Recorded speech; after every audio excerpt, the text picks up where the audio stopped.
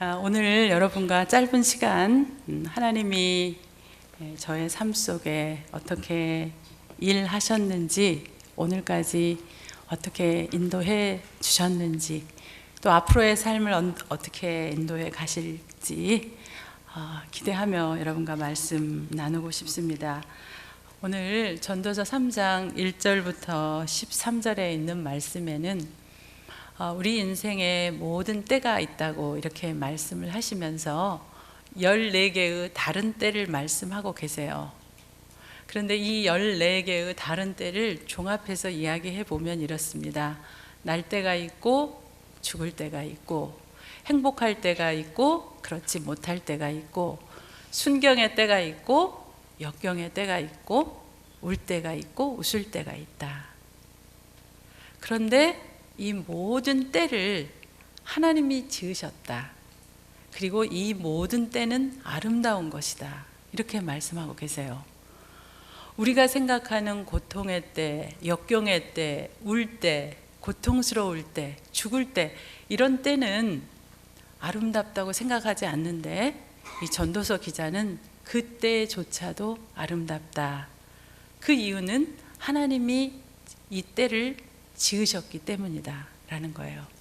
근데 이 때를 지으신 하나님은 우리로 하여금 고생시키려고, 맛 좀 봐라고 그렇게 고생하게 하시는 것이 아니라 그것에 유익이 있기 때문에 우리의 유익을 위해서 주셨다. 그래서 아름다운 것이다 라고 얘기하고 있는 거예요.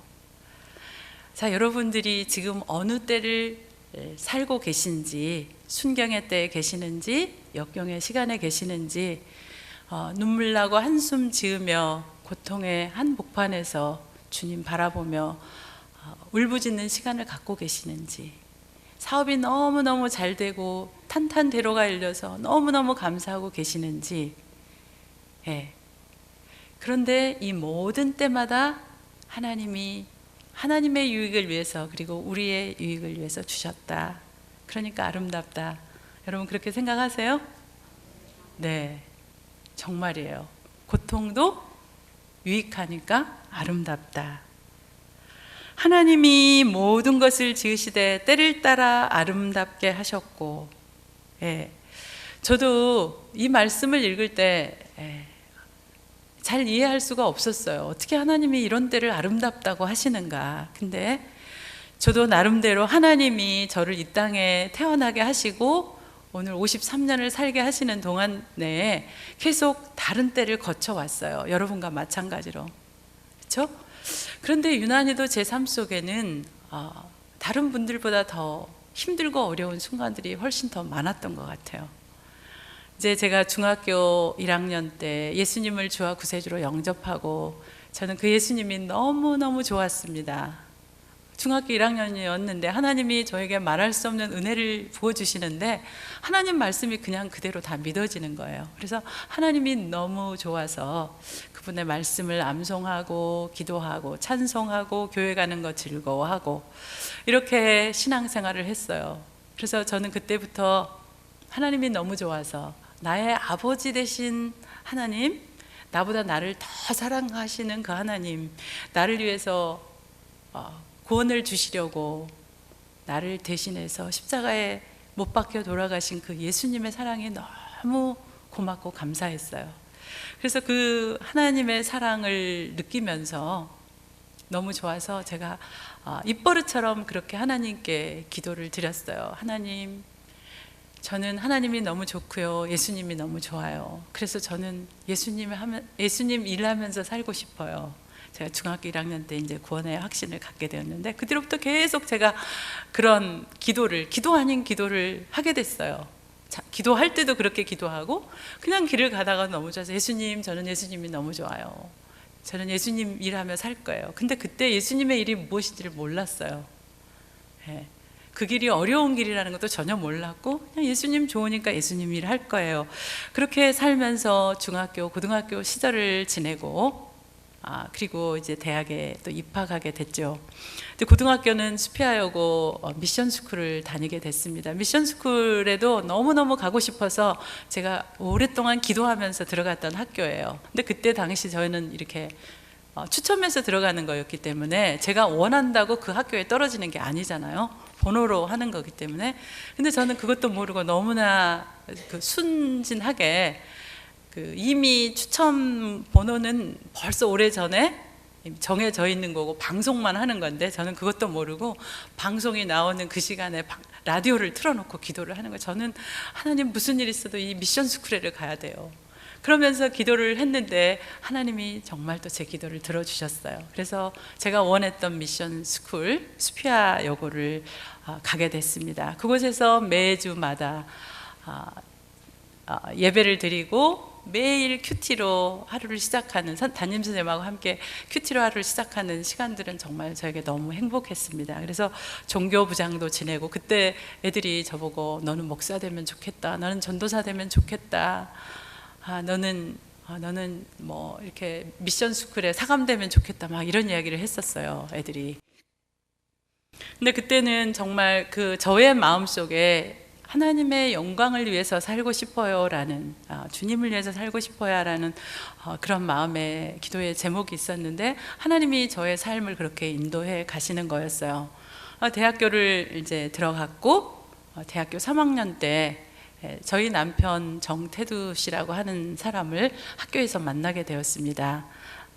3학년 때였는데 그는 복학하고 이제 영문과에 왔고 저는 이제 1학년부터 이제 올라가는 그런 학생이었는데 그때 저희 남편을 제가 알게 되었고 저희 남편은 저를 사랑하게 되었고 그래서 몇 년간 교제를 했었어요. 그런데 1년 정도 지났을 때 저희 남편이 이동원 목사님께서 인도하시는 새생활 세미나에 참석하자고 하는 그런 얘기를 저희 남편이 했어요. 근데 그때도 저희 남편은 저를 무척이나 사랑했지만 저는 좋아하는 마음이 별로 없었는데 좋은 집회 가자고 하니까 그곳에 가게 됐죠. 한 5일 정도 집회를 했는데 마지막 날에 늘 헌신하는 시간이 있잖아요. 그래서 목사님께서 하나님이 추수할 일꾼을 찾고 계신다. 그런데 여러분들 가운데 추수할 일꾼으로 하나님께 헌신하기를 원하는 사람들은 앞으로 나와라, 이렇게 얘기를 하시는 거였어요. 근데 저는 저희 과에 같은 형하고 같이 갔기 때문에, 남학생하고 같이 갔기 때문에 쑥스럽잖아요. 앞에 나가서 여자가 그냥 앞에 나가서 이렇게 하는 게 영 내키지가 않아서 나가지를 못하고 제가 마음속으로 그렇게 기도를 했어. 주님, 제 마음 아시죠? 주님, 제가 추수할 일꾼이 될게요. 주님의 복음을 위해서 제가 추수할 일꾼이 될게요. 근데 사람들 앞에 나가는 건 싫어요. 그러니까 제가 여기서 제 기도 드릴 테니까 여기서 받아주세요. 그렇게 마음속으로 기도를 했는데 계속해서 찬송가가 계속 되는 거예요. 이동원 목사님이 찬송가를 1절부터 4절까지를 부르셨는데 또 계속 하시는 거예요. 근데 그때 제 마음이 제가 나갈 때까지 이 노래가 끝나지 않을 것 같은 거예요. 그래서 마음이 점점 초조해지고 조마심을 내다가 이 남학생 나를 우스운 여학생으로 봐도 상관이 없다, 그러면서 제가 용기를 내서 앞에 나가서 헌신 기도를 하고 들어왔어요. 그래서 저희 이제 남편 된 그 형제가 무슨 일을 하려고 거기 앞에 나가서 헌신하겠다고 했냐고 물어봐요. 그래서 나는 그동안 오랫동안 생각한 게 있는데 난 기독교 교육을 공부하고 싶다. 그래서 하나님 나라에 그렇게 쓰임 받고 싶다. 그랬더니 저희 그 남자 친구가 너무너무 좋아하는 거예요. 너무 좋은 생각이다. 그러면서 그때부터 저희 남편 된 그 사람이 계속 책을 사주기 시작했어요. 기독교 교육학에 관련된 책을. 그러면서 일주일 지나면 책 다 읽었냐고 확인하고, 그런 식으로 해서 교제가 이제 됐는데 저희 남편이 85년 1월에 8월에 텍사스로 유학을 오게 됐어요. 그리고 저는 이제 한국에 남아서 대학을 졸업하고 여중학교에서 영어를 가르치는 교사 생활을 하고 있었는데 저희 남편이 오스틴에 가서 이제 유러피언 히스토리를 공부하러 왔어요. 근데 이제 저는 유학 가거나 군대 가면 별로 좋아하지 않는 사람 다 헤어지잖아요. 그러니까 저희 남편 너무 좋아했는데 저는 그때도 아직 확신이 없었기 때문에 그래 2년 후에 석사 공부하고 결혼하자라고 하고 저희 남편이 먼저 갔는데 한 11월쯤에 전화가 왔어요. 밤에 잠을 자고 있는데 미국에서 국제 전화가 온 거죠. 그때는 분당 1불 99센트였어요. AT&T 전화가. 그러니까 너무너무 비싸서 국제 전화 하기가 정말 어려운 때였죠. 85년도였으니까. 근데 밤에 새벽쯤 됐는데 저희 남편한테 전화가 왔는데, 정숙 씨, 나 이번에 한국 가요. 그런데 잠자다가 전화를 받아요. 무슨 일로요? 그러니까 결혼하러요. 그러니까 누구랑요? 잠자다 제가 받는 소리예요. 누구랑 결혼해요? 그러니까 너랑 결혼하지 누구랑 결혼해? 너무너무 깜짝 놀랐죠. 밤에 잠을 자는데 프로포즈를 그렇게 하는 사람이 이 세상에 어디가 있겠어요? 밤에 전화 결혼하겠다고. 하여간 근데 그러면서 이제 참 저희 남편이 저를 그동안 너무 사랑하고, 저도 이제 미국에 와서 떨어져 있는 기간 동안에 참 그 사람에 대한 사랑이 저 안에 있구나, 이런 거를 발견하고 이제 결혼을 하게 됐어요. 근데 결혼식도 저희는 참 우습게 결혼을 했죠. 1월 3일 날 저희 시동생이 결혼을 하기로 이미 날짜가 정해져 있고 다 결혼식 준비를 하고 있었어요. 그런데 12월쯤 돼가지고 이 아들이 결혼을 하겠다고 하니까, 한 집에 결혼을 같은 달에 어떻게 결혼을 할 수가 있겠어요? 이 아들이 또 우기는 거죠. 저는 아무것도 필요 없습니다. 결혼식만 올려주면 됩니다. 선물도 필요 없고 신혼여행 갈 필요도 없고 그냥 결혼만 시켜주면 됩니다. 근데 어떻게 해요? 이제 한동안 양쪽 집에서 아주 비난의 그런 화살을 다 받으면서 했는데, 저희 남편이 끈질긴 게 있으니까 거의 승낙을 받아내고 결혼을 했는데, 저희 시동생 여동생이었으니까 저희 남편의 동생은 프라임 타임 11시에 토요일 날 내식장에서 결혼을 하고, 우리는 완전히 끼어들어서 환영받지 못한 그런 걸 뭐라고 하죠? 뭐 있죠? 천덕꾸러기 같이 그렇게 결혼을 하는데, 우리는 오후 3시에 이제 교회에서 결혼을 한 거예요. 그 집은 너무나 멋있게 신혼여행을 가고 있고, 우리는 신혼여행도 못 가고 그날 저녁에 호텔에서 하루를 자고 그 다음에 시댁으로 들어갔어요. 그리고 2주의 시집살이를 하고 나서 이제 미국으로 오게 됐어요. 86년 1월이었습니다. 한 달 동안 너무 꿈 같은 세월을 보냈어요. 신혼을 처음으로 시작한 거잖아요. 사랑하는 사람하고 함께 잠을 자고 일어나고 같이 도서관도 가고 쇼핑도 하고, 무슨 박스에다가 이렇게, 우리 처음 이민 오면은 아무 가구도 없으니까 박스 위에다가 밥 차려서 밥 먹고, 이제 그런 게 처음 시작이잖아요. 그래도 너무 행복했어요. 근데 이제 가지고 온 돈이 조금씩 떨어지는 거죠. 여러분처럼 똑같이 차 하나 중고차 사고 그 다음에 싼 가구 샀는데도 한 달 동안을 쓰고 나니까 꽤 많은 돈이 없어지는 거예요. 그러다 한 달이 지나고 나니까 이제 갑작스럽게 돈 걱정이 되는 거죠. 이렇게 쓰다가는 우리 6개월도 못 돼서 돈이 다 바닥이 나겠구나. 한 달 지나고 나서 잡을 잡기로 시작을 했어요. 저희 남편이 처음 미국 와서 잡은 잡이 신문 배달부였습니다. 신문 배달부인데 보통 유학생들이 많이 하는 잡이에요. 새벽에 빨리 돌리고 한 2-3시간 정도 돌리고 나면 그때 600-700불을 벌 수 있었어요. 2시간 정도 하고 나면은.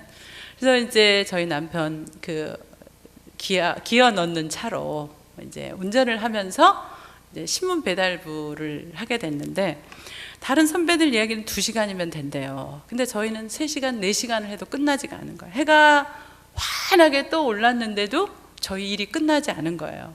그러니까 이 신문 배달을 하는 사람은 운전을 이렇게 도로 가운데다 하면서, 도로 가운데로 운전을 하면서 양쪽 유리창 문을 열고 이쪽 집에는 이렇게 던지는 거고요.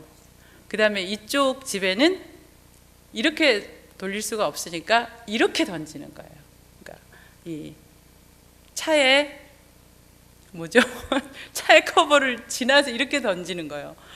그런데 4시간이 돼도 끝나지를 않으니까 슈퍼바이저가 와가지고 기다리고 있는 거예요. 이제 우리는 오늘 하루 일하고 끝났구나. 이제 화가 나가지고 사람들이 늦게 신문을 돌리면은 할머니 할아버지들이 컴플레인 전화를 해요. 아직도 신문이 안 왔다고. 그러니까 계속 컴플레인 전화를 받다가 할 수 없어서 슈퍼바이저가 우리를 기다리고 있는 거예요. 그래서 오늘 끝났구나 했는데, 그 슈퍼바이저가 우리를 꾸중하기는커녕, 야, 첫날은 다 그런 거야. 근데 너 이 정도 돌렸으면 많이 돌린 거야. 모두가 다 그런 거야. 그러면서 위로를 해주는 거야, 우리로. 계속 너무 힘들어서 울고, 이제 우리의 신세가 좀 처량해서 울고 이러면서 겨우 하루를 끝냈어요. 근데 도대체 그 다음 날부터 할 재간이 없는 거예요. 어떻게 우리가 이 일을 할 수 있나. 다른 사람들은 2시간이면 끝난다는데, 근데 그 사람들 말을 들어보니까, 선배들 말을 들어보니까 한 달 정도 지나면 그렇게 된다는 거예요. 그래서 우리가 죽을 각오를 하고 일주일을 이게 돌렸더니 정말 1시간이 줄어들었어요. 그러니까 3시간이 됐죠. 한 달을 되고 나니까 정말 우리도 2시간에 신문을 제 시간에 돌릴 수 있었어요. 그게 이제 저희가 3시 반에 일어나서 시작한 일이었어요. 저희 남편은 운전하고 저는 뒤에서 신문을 봉지에다 담아서 앞에다 주면 저희 남편은 던지고 하는 일이었어요. 한 2달 정도 되니까 저희 남편이 욕심이 생겨가지고 한 라우트를 더 돌려요. 그러면 1,200불이 생기니까. 그래서 또 이제 정말 신문을 산더미처럼 싣고 4시간을 일을 하게 됐어요. 아침 7시 반에 끝나죠. 이제 3시에 나가가지고 7시 반에 끝나는 일을 얼마 동안 했습니다. 몸도 마음도 이제 굉장히 처음에는 도저히 할 수 없었을 것 같았는데 좀 뉴스가 되니까 자신감이 생겼어요.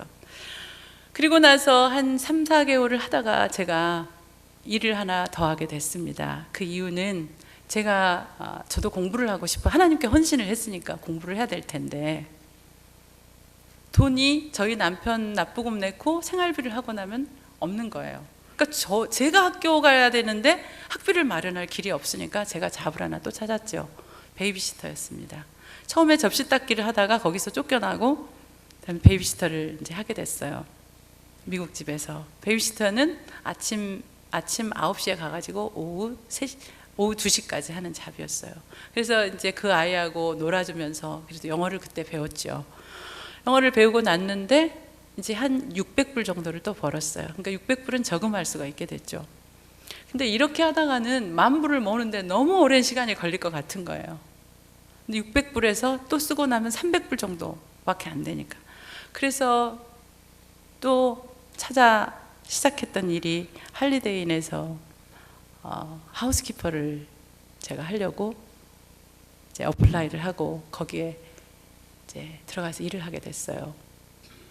그 2가지 일까지는 괜찮았는데 할리데이인에서 하우스키퍼를 하면은 제가 프론트를 맡았거든요. 그러니까 이제 방은 이제 침대를 다 개고 시트를 까고 하니까 이게 힘이 굉장히 많이 들어가는 일이에요. 근데 보통 유학생 와이프들이 영어를 못하니까 다 그런 잡을 해요. 하우스키퍼. 근데 하루에 방을 18개에서부터 20개를 해야 되는 거예요. 그 풀 사이즈 2개 있는 거를 20개를 여러분 간다고 생각해 보세요. 녹초가 되는 거죠, 몸이. 그렇게 어려운 일들을 유학생 부인들이 다 하면서 그때 당시에 가난한 유학생 삶을 살고 있었던 거였죠. 근데 저는 영어를 조금 한다고 프론트에 일을 시켜줬어요. 프론트는 이제 그 앞에 유리창 닦고 화장실 정리하고. 근데 일이 너무 쉬운 것은 좋은데 1시간만 하면 일이 할 게 없는 거예요. 8시간을 채워야 되는데. 그러니까 이제 돌고 또 돌고 그냥 앉아 있으면 안 되니까 계속 돌면서 이게 손자국 하나만 있으면 계속 닦는 거죠. 하다가 할 일이 없으면 화장실에 가서 앉게 되죠. 화장실에 앉아 있으면 너무나 제 신세가 너무나 처량한 거예요.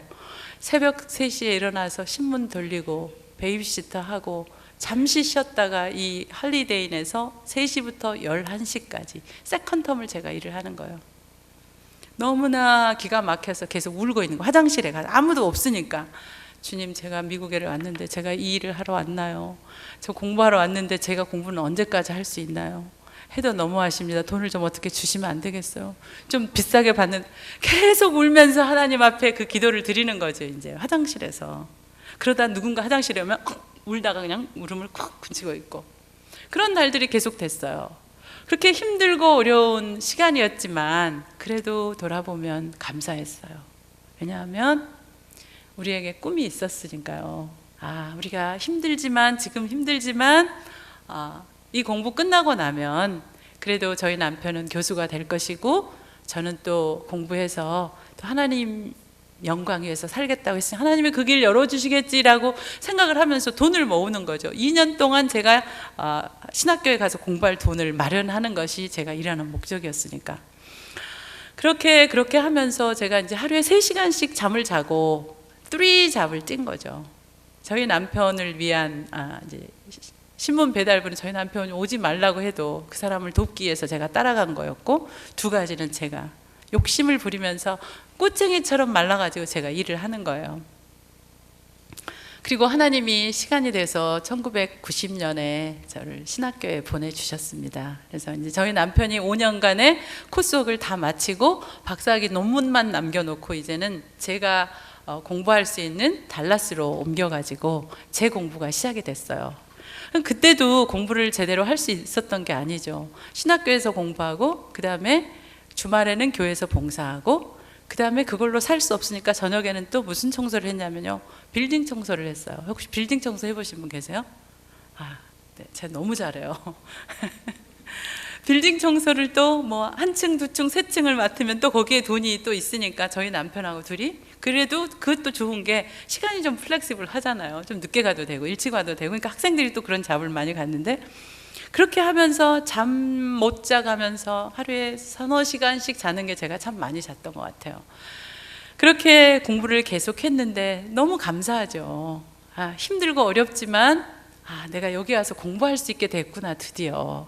그렇게 하면서 공부를 열심히 하고 있었습니다. 그리고 마침내 저희 남편이 10년 정도 공부가 10년 정도 됐을 때 저희 남편이 이제 박사학위 논문 막바지에 이르렀던 때였어요. 논문 막바지에 이르렀던 1월달, 8월에 끝났는데 1월달에 저희 남편 몸에 이상 증세가 나타났어요.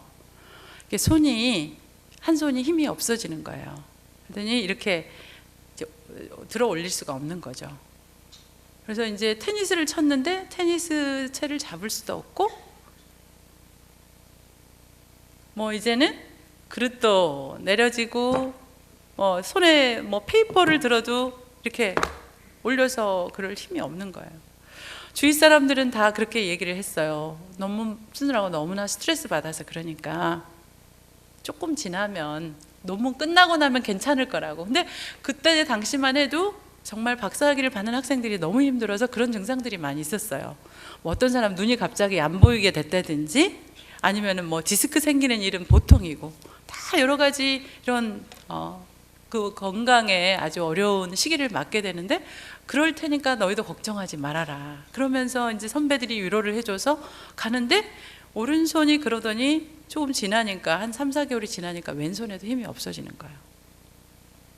그러니까 그 전에는 왼손으로 타이프를 쳤는데 이제 왼손도 쓸 수 없는 상황이 됐고, 논문 마지막 쓰기 2달, 3달 전에는 저희 남편이 두 손을 쓸 수가 없어서 제가 마지막 타이핑을 쳐가지고 논문을 끝내야 되는 그런 상황이었어요. 근데 이제 저희가 여름에 UT 텍사스 굉장히 뜨겁잖아요. 103도 되는 곳인데, 그러니까 안에 실내 온도는 60도 막 이렇게 해놔요.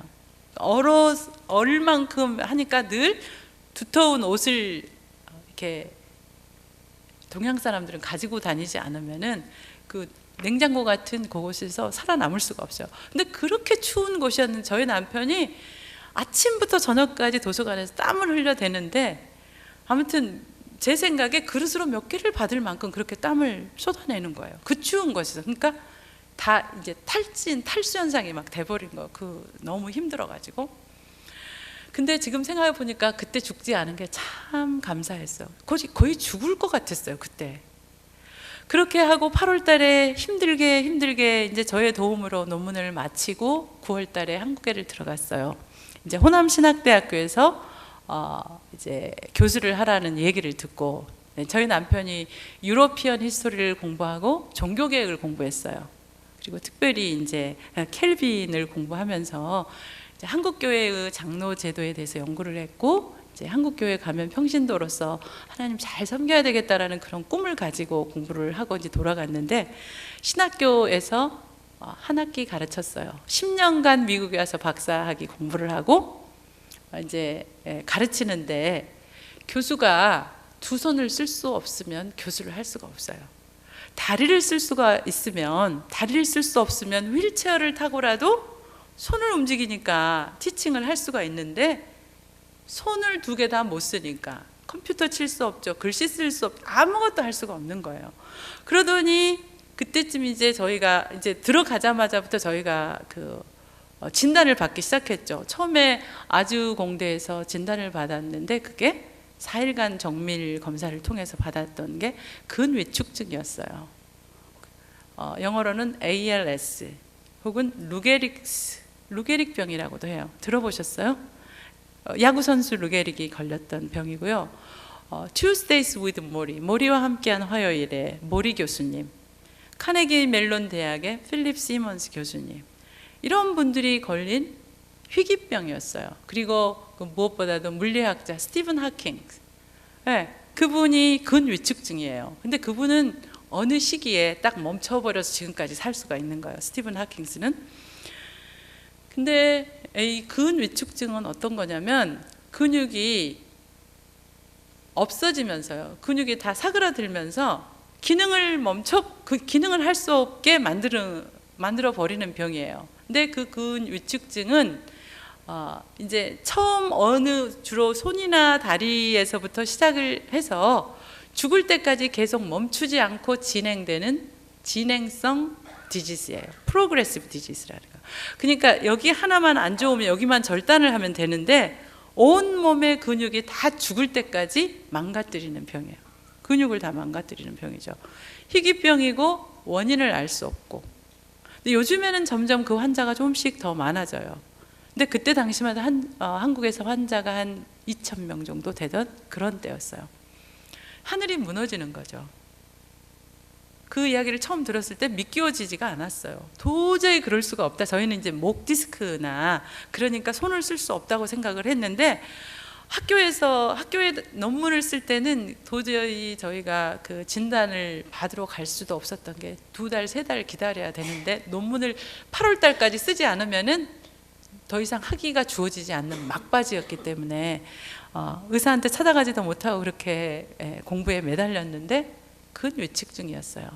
처음에 믿을 수가 없어서 의사가 오진을 했다고 생각을 하고 삼성병원으로 다시 옮겨서 진단을 받았는데 똑같은 병이었어요. 이제 그때는 저희가 받아들여야 되는 거예요. 한 번도 생각해 보지 않은 일이 저희 삶에 찾아온 거예요. 저희 남편 그때 39살, 38살, 저는 35살, 결혼 딱 10년 만에 박사학위 딱 받던 그때 생각을 해보니까 피캄캄하죠. 저희 남편이 한국에 있었고 저는 이제 또 박사학위 공부를 사우스웨스턴 신학교에서 하느라고 저는 아이들하고 같이 미국에 남아 있었어요. 그리고 저 공부 끝나면 한국에 간다라는 계획으로. 근데 저희 남편이 전화가 왔어요. 한국에서 내가 삼성병원에서 진단 결과가 똑같이 나왔어. 근위축증이래. 저희 남편은 벌써 그 사이에 근위축증에 대한 모든 책을 다 읽고 그 병이 어떤 병인지를 다 알고 있었어요. 제가 전화기를 들고 있다가 전화기가 힘이 하나도 없어서 그냥 이렇게 떨어지더라고요. 그러면서 현기증이 나서 거의 쓰러졌어요. 전화기를 받다가 뭐? 근위축증이라고? 근데 그 병은 보통은 1년에서 3년 정도 살 수 있어요. 90%가 1년에서 3년에 죽어요. 그리고 오래 3년 이상 사는 사람 한 10% 정도가 되는 거예요. 그러니까 딱 이 병에 걸리면 딱 죽는 거예요. 그리고 아무런 치료책이 없는 거예요. 그러니까 절망이었죠. 근데 그때 당시에 너무, 여기 혹시 암을 이렇게 투병 중에 계신 분에게 너무 죄송한데 저는 그때 당시에 그런 생각을 했어요. 차라리 우리 남편이 근위축증이 아니고 암이었으면 좋겠다. 왜냐하면 암은 치료책이라도 있으니까, 뭐라도 해볼 수가 있으니까, 방사선이라도 할 수 있고 수술이라도 할 수 있고 키모라도 할 수 있으니까 저희는 아무것도 할 수가 없는 거예요. 의사가 하는 일이라고는 어떻게 하면 환자가 죽어가는데 조금 더 편하게 죽어갈 수 있을까, 이것이 의사가 하는 일이었어요. 그 근위축증에 대한 거는 아무리 오랫동안 그 병 치료책을 위해서 연구를 해도 아직도 밝혀지지가 않고 있어요. 그래서 정말 저희가 이제 그때부터 이제 병과 싸워야 되는 그런 투병의 시간이 되었습니다. 저희 남편은 한 학기를 거의 힘들게 그 학교에서 마치고 12월이 돼서 더 이상 티칭을 할 수가 없어서 교수직을 그만두고 저희 집으로 미국으로 다시 와야 됐어요. 한국에는 아무런 치료책도 없고 뭐 미국에 있는 것도 아니지만 미국에 가족들이 있으니까, 저 아이들이 있으니까. 그렇게 하는데 저희 남편이 한국에서 이제 이렇게 되는 거예요. 손이 힘이 하나도 없고 발에도 이제 하나가 발이 이상이 생기면서 또 다른 다리에도 이상이 생겨요. 그러니까 계속 진행이 되고 있는 거예요. 그때쯤 되니까 남편이 차를 타도 잡을 수가 없잖아요, 어디다가. 그러니까 차 버스를 타면 계속 넘어지는 거예요. 네, 근들근들 하니까. 그리고 어떨 때는 버스에서 내리면서 승강장에서 차가 이렇게 빨리 세워지는 바람에 그냥 이렇게 넘어지는 거예요. 거의 막 죽을 것 같은 그런 순간을 지내면서 자기 힘으로 아무것도 할 수 없는 그런 모습으로 미국에 저희 가족이 있는 곳으로 돌아왔어요. 그때가 저희 남편이 병이 한 3년 정도 진행되었어요. 이제는 와가지고 계속 나빠지는 거예요. 근데 그때 저희는 그렇게 생각을 했죠. 하나님이 영광 받으시려고 우리한테 이 질병을 주셨구나. 그리고 또 감사하다. 이 병원 저 병원 다니면서 돈 낭비하고 시간 낭비 안 하고 하나님만 바라보라고, 하나님에게만 매달리고 기도하라고 하나님이 이렇게 아무것도 할 수 없는 병을 우리에게 주셨구나. 그러면서 기대감이 들었다가 또 하루는 너무나 절망이었다가 울다가 웃다가 감사했다가 또다시 주님을 원망했다가 그런 세월들이 가는 거예요. 그 사이에 저희는 할 수 있는 모든 것을 다 했어요. 뭐 식이요법도 해보았고 운동도 해보았고 40일 작정기도, 금식기도, 뭐 LA에 있는 유명한 목사님들 안수 기도를 받으러 가는 등 저희가 할 수 있는 모든 건 다 했어요. 남편 하나 살려보려고. 그런데도 병은 계속 깊어만 지는 거였어요. 3년이 지난 어느 날에 이제 더 이상 숨 쉬는 것도 곤란해서 밤에 잠을 이제 못 자기 시작하는 거죠. 숨을 편히 쉬어야 잠을 자는데 숨을 못 쉬니까 하다가 이제 일어나는 거죠. 그러면서 씹어서 삼키기도 어려워졌어요. 근데 그때 3년 정도 됐을 때 저희 남편이 결단을 했어요. 하나님께 내 생명 내놓고 나를 데려가시든지 살려주시든지 금식기도 하겠다고. 3일간 금식기도를 하겠다고. 근데 건강한 사람 3일 금식기도는 그렇게 힘들지 않죠. 근데 그때 당시 저희 남편이 꼬챙이처럼 말라 있었어요. 이제 씹어서 잘 삼키지도 못하니까 뭐 이렇게 먹고 딱 가죽만 이렇게 씌워져 있는 그 상태에서 3일간 금식기도를 하겠다는데 말려도 안 되고 환자 원하는 대로 하자 이런 마음으로 저희가 하겠다고 해서 우리 모든 식구들이 함께 두려운 마음으로 기도를 하면서 저희 남편이 3일간 금식을 끝냈어요. 무사히. 근데 끝내고 한 10분도 안 돼서 저희 남편이 기절을 해버리는데 숨이 넘어가고 눈이 돌아가 버리는 거예요.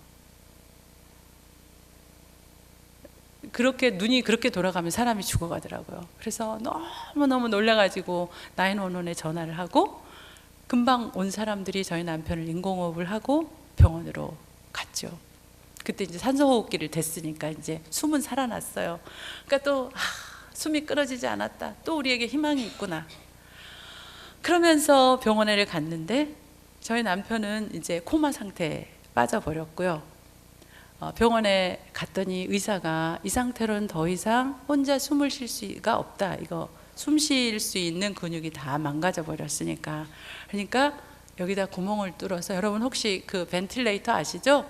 구멍 뚫어서 벤틸레이터를 해서 산소 호흡기의 도움을 받아서 숨을 쉬도록 만들었고요. 그다음 이 상태로는 도저히 씹어서 삼킬 수가 없으니까 위쪽에다가 배에 구멍을 내 가지고 호수를 끼워서 피딩 튜브라고 하는 거 아시죠?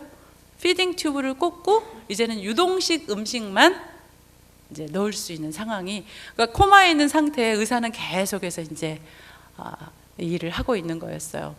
한참 있다가 저희 남편이 눈을 떠보니까 자기는 병원에 와 있고 자기 몸에는 온통 호수가 주렁주렁 달려 있는 거예요. 근데 저희는 살았다고 너무너무 기뻐했는데 의사가 이번 주말을 넘기기 어려우니까 장례식 준비를 하라는 거예요. 아니 또 아무튼 저는 계속 멍멍한 상태로 뭐가 어떻게 되는지를 모르고 살아가고 있는데 또 장례식 준비를 하래요.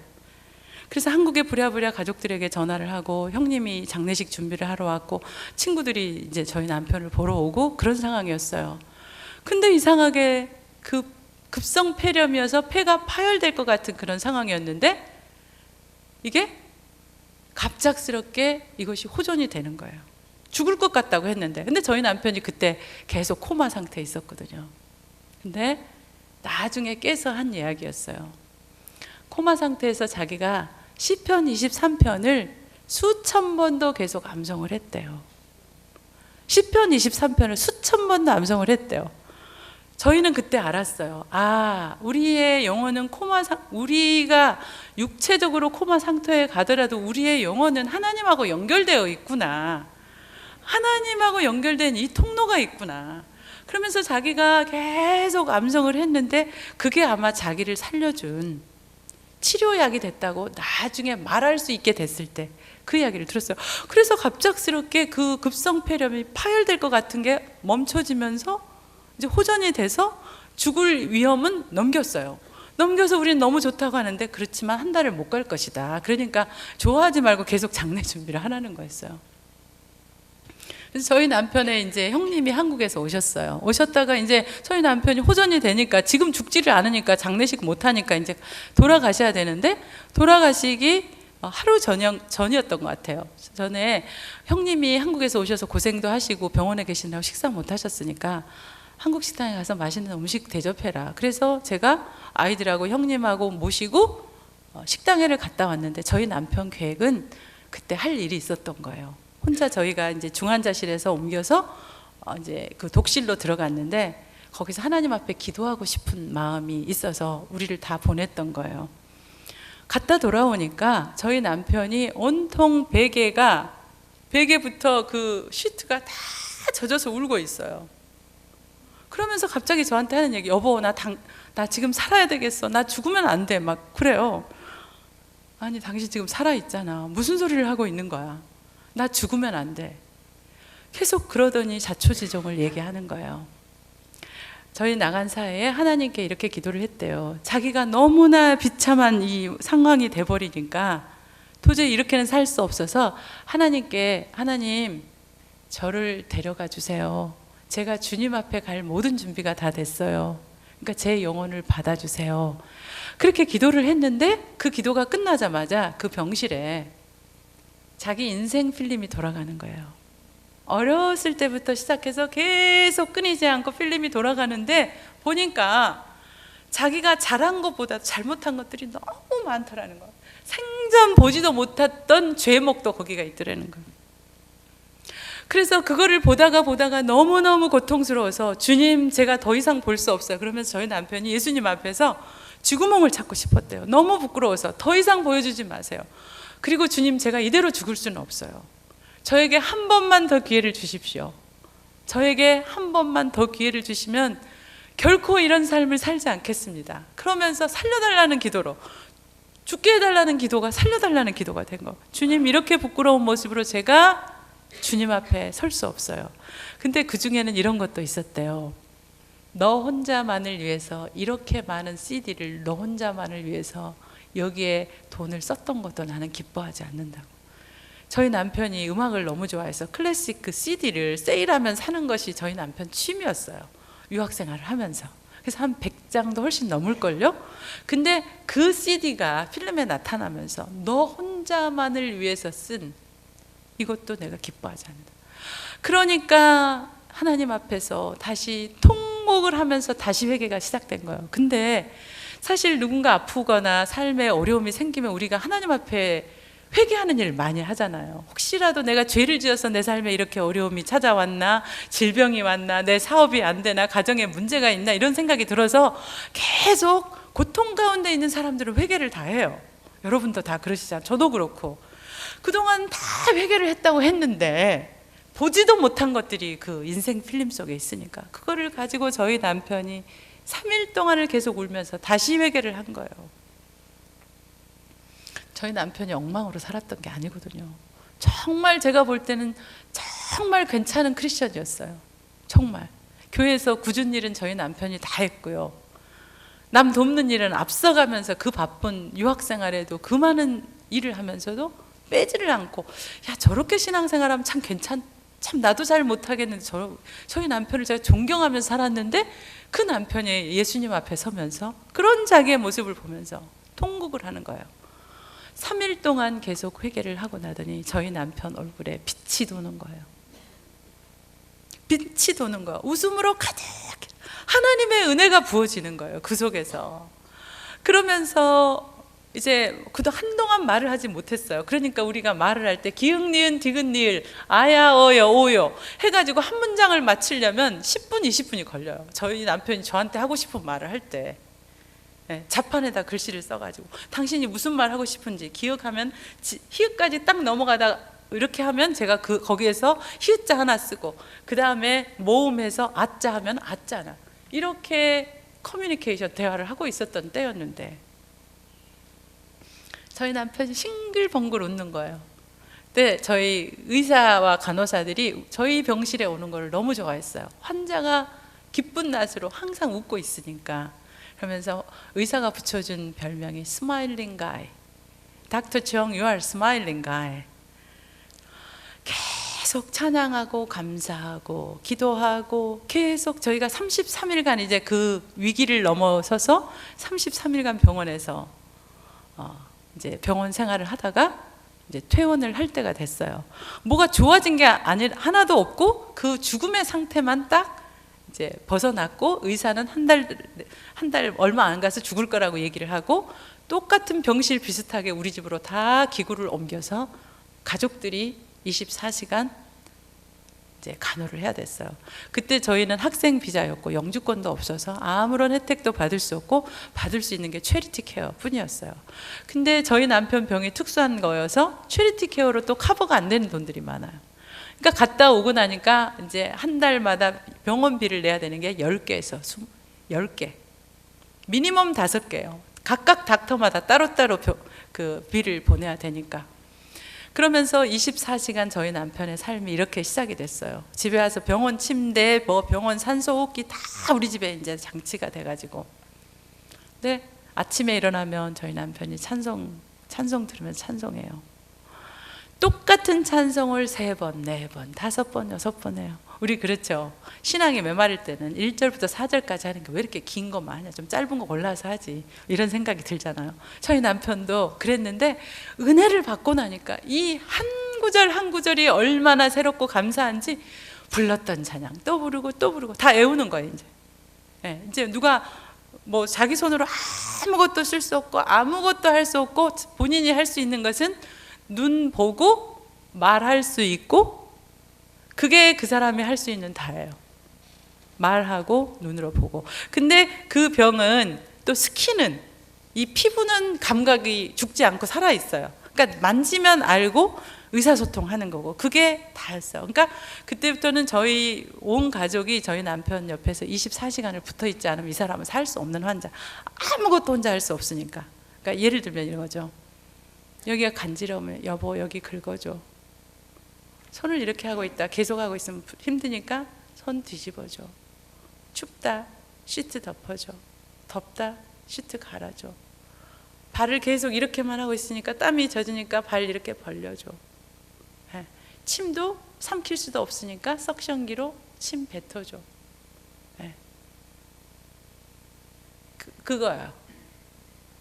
그러니까 아무도 옆에 없는 시간은 없는 거죠. 저희 친정어머니가 아침부터 오후 3시까지 사회를 간호를 하고, 3시부터 7시까지는 아이들이 학교 갔다 와서 아빠 간호하고, 7시부터 그 다음날 7시까지는 이제 제 차례예요. 그때 저는 지구촌교회에서 풀타임 전도사를 하고 있었고, 저는 저희 집의 생활비를 책임져야 하는 가장이었어요.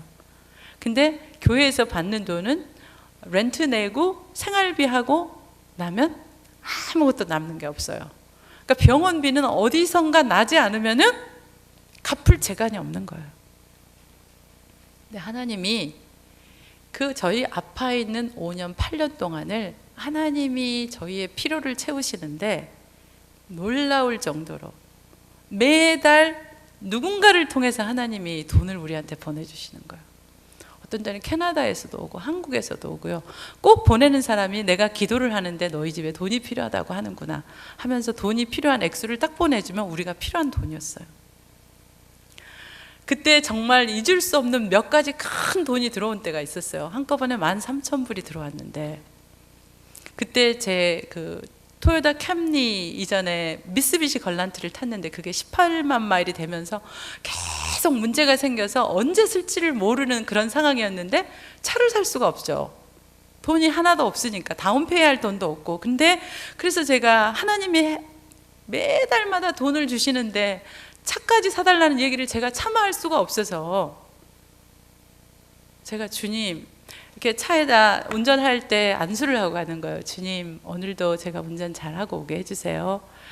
만약에 차가 고장나면 길가나 고속도로에서 고장나지 않고 고칠 수 있는 가까운 곳이나 동네 그쯤에서 고장나게 해주세요. 그래야 제가 어려움 당하지 않지. 어디 멀리 갔다가 제가 이 차 그래서 안수하고 가고 이렇게 하고, 주님 저 필요한 거 아시죠? 저 차가 필요해요. 매일 그렇게 불안하면서 우리 식구들이 차를 위해서 기도를 하고 있는데 UT 동문들이 저희가 아팠다는 얘기를 듣고 한국에서 8,000불을 보내왔어요. 갑작스럽게 돈이 생긴 거예요. 그러더니 캘리포니아에 살고 있는 제 친구가 5,000불을 보내왔어요. 같은 달에. 그럼 12,000불이 됐어요. 근데 그때쯤에서 저희 교회에서 한국에 나가는 유학생 자매가 공부를 마치고 들어가는데 차를 팔아야 된다는 거예요. 차를 팔아야 되는데 자기가 다른 돈은 하나도 받지 않겠고 은행에서 론 있는 론 어마운트만 주고 이 차를 사갈 사람을 찾는다는 거예요. 저한테 그 이야기를 했어요. 근데 우리는 그 전에 돈이 하나도 없었으니까 그 자매가 그 전달에 그런 이야기를 했어도 우리는 그 차를 생각도 못 해보고 있는 차였는데 12,000불이 딱 들어왔어요. 근데 거기에 론 어마운트를 보니까 13,000불이 남아있어요. 저희는 먼슬리 페이 할 돈도 없으니까 원타임으로 사지 않으면 안 되는 거죠.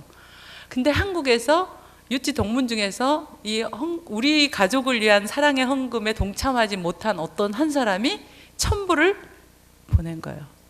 13,000불. 소름이 확 끼치죠. 하나님은 이렇게 하시는구나. 그러면서 매달 병원비 필요한 만큼을 하나님은 우리에게 주시는 거죠. 그러니까 저희가 어떻게 실망하고 좌절하고 앉아서 울고만 있겠어요. 이렇게 놀라운 하나님을 경험하고 있는데 그때 하나님이 저한테 이렇게 말씀하시는 것 같았어요. 정수가, 너 돈 걱정은 하지 마. 네가 이 남편 이 병간호 하느라고 힘든데 돈은 내가 책임질 테니까 너는 이 일이나 잘 감당해. 그러시는 것 같았어요. 그래서 그때부터 저는 돈 걱정을 않게 됐어요. 다음 달에 돈이 마이너스가 나든 내야 될 돈이 뭐건 간에 돈 걱정은 안 해요. 제가 돈을 걱정을 한다고 해서 돈이 나오나요, 여러분? 돈 걱정하면 돈 나와요? 안 나오잖아. 잠만 못 자지. 그렇죠? 그래서 걱정하지 않는 것을 그때 가르쳐 주시고 하나님이 우리의 필요를 채우신다는 것을 우리는 매일, 매달, 매월 경험하는 거예요. 우리 집에 먹을 것이 없으면 교인 중에서 누군가가 쌀하고 김치하고 딱 사다 놓고 가고요. 우리 집에 손님이 오는데 반찬이 하나도 없으면 누군가가 이상하게 조기도 사가지고 오고요. 쌀을 사다 놓는 그 천사들이 그렇게 많았어요. 여러분 교회에 어렵게 사신다 싶으시면 그로서리 가다가 쌀 하나 더 사서 새벽기도 갔다 와가 그 집에다 그냥 놓고 오세요. 그래서 우리는 아무것도 그로서리 살 돈이 없어도 걱정하지 않고 살아요, 그냥. 그리고 계산할 수 없는 삶이니까 저는 계산도 않고 지출 그런 것도 쓰지를 않았어요. 아무래도 안 되니까. 근데 다만 썼던 것은 제가 일기처럼 하나님이 이달에 누구를 통해서 얼마를 주셨다를 계속 썼어요. 왜냐하면 제가 그분들한테 감사를 잊어버리지 않기 위해서. 매달 누구한테 누가 얼마를 주셨다. 너무 많은 돈을 주셨어요. 그 많은 병원비를 해결할 수 있을 만큼. 그래서 저희는 이 고통 가운데 힘들고 어려웠지만 하나님의 공급하심과 하나님의 함께하심을 느끼면서 이 과정을 잘 가고 있는 거였어요.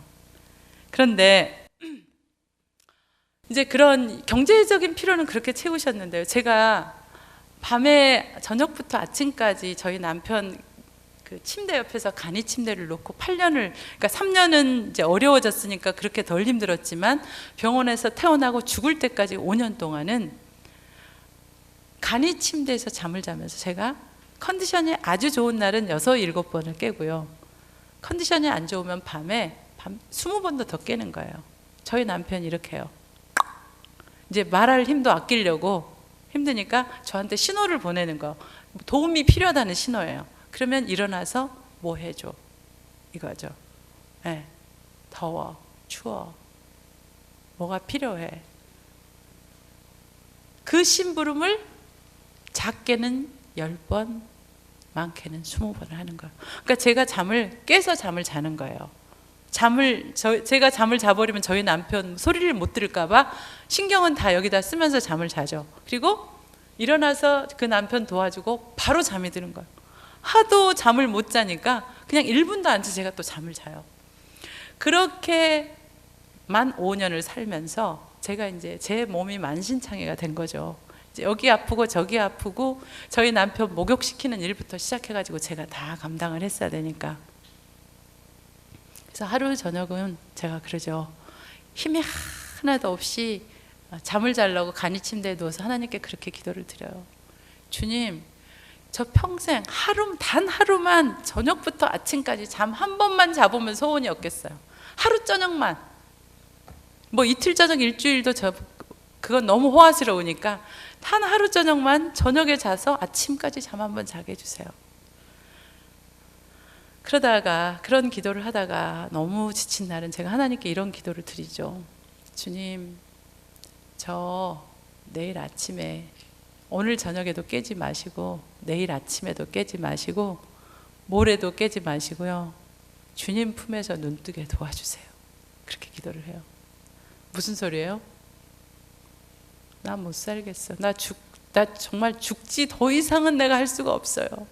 그렇게 기도를 하고 잠을 자요. 한 번만 저녁에, 하루 저녁에 잠을 잡아줘야 되는데. 여러분 아이를 낳아보신 분 그런 거 다 알고 계세요. 애들 100일 전에 잠 한두 번 깨가지고 젖 먹고 싶다고 울 때 일어나면 얼마나 피곤해요. 그죠? 얘 때문에 잠 못 잔다고 3개월 될 때까지. 그랬는데 그거를 저는 365일을 5년 동안 하루도 빠짐없이 10번씩을 일어나요. 근데 너무 신기하죠. 제 몸이 부서질 것 같은 상황이었는데 그 다음날 일어나면 다시 어디서 힘이 솟아나는 거예요. 어디서 힘이 솟아나는지, 하나님이 이렇게 하시는구나. 네. 그러면서 저는 그때 이런 하나님의 신실하심, 그 하나님의 신실하심을 아침에 그 눈물을 흘리면서 이제 기도를 하면서 찬송을 하죠. 하나님 한 번도 나를 실망시킨 적 없으시고 언제나 공평과 은혜로 나를 지키시네. 오 신실하신 주, 오 신실하신 주, 여호와의 자비와 긍휼이 무궁하심으로 우리가 진멸되지 아니하나이다. 이것이 아침마다 새로우니 주의 성실이 크도소이다. 매일 죽어 있는 것 같은데 매일 아침 눈을 뜨면 하루 살 만큼의 힘을 주시는 거죠. 하루 살 만큼의 돈을 주시고 하루 살 만큼의 필요를 채우시는 그 주님을 저희는 8년 동안 아파 있는 동안 단 하루도 빠지지 않고 경험을 한 거예요. 하나님이 함께 하시구나. 그래서 제가 고난 가운데 있을 때 하나님께 이렇게 기도를 했어요. 하나님, 주님이 무슨 이유로 우리에게 이 고난을 허락하셨으면 제가 달게 감당하겠습니다. 근데 주님, 이 약속 하나는 꼭 지켜주셔야 돼요. 이 고난의 끝에 하나님이 이것 때문에 고난을 주셨구나라고 꼭 그 고난의 열매나 그 고난의 유익을 저한테 주셔야 돼요. 그러면 제가 아무튼 눈이 뭐 까무러치더라도 내가 이 길을 가겠어요. 근데 꼭 약속 지켜주세요. 아, 고난이 참 유익했구나. 우리 믿음의 선조들이 그렇게 고난이 유익하다고 히브리서 11장에 보면은 믿음의 선진들이 다 고백했던, 죽음을 당하면서도 그 주님을 따라갔던 이유가 선명했던 것처럼, 하나님, 주님이 우리에게 이 고난 허락하셨으면 우리를 통해서, 이 기간을 통해서 하나님이 뭔가를 우리에게 보여주셔야 됩니다. 그것이 제가 주님께 드리는 기도였어요. 그래서 힘들 때는 고통스러워서 원망하고 불평하다가 또 감사하다가 어느 날 저희가 이런 걸 깨달았어요. 하나님 앞에 why라는 질문, 그러니까 누구나 다 고통을 당하면 하나님 왜 나인가요? 왜 지금인가요? 왜 이런 종류의 고난인가요? 라고 우리가 불평을 많이 하잖아요. 하나님 왜죠? 왜 그렇죠? 내가 이렇게 잘못했어요. 내가 이렇게 죽을 죄를 지었어요. 내가 이렇게, 그런 질문을 우리가 하나님께 많이 하는 거예요. 저희도 많이 했죠.